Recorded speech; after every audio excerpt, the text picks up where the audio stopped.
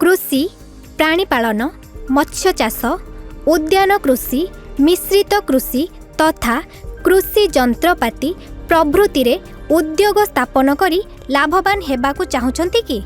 कृषि उद्योग स्थापन पई 1 कोटी टंका पर्यंत रिहाती प्रदान करुछंती राज्य सरकार।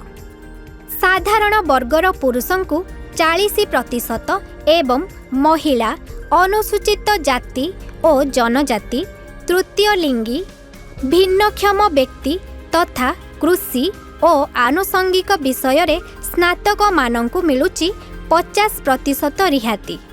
केवल एतिकी नुहे, ऋण जमा खातार मिरर एकाउंट रे प्राप्य अनुदान राशिर 80% पर्यंत आगुआ गच्छित रहिब।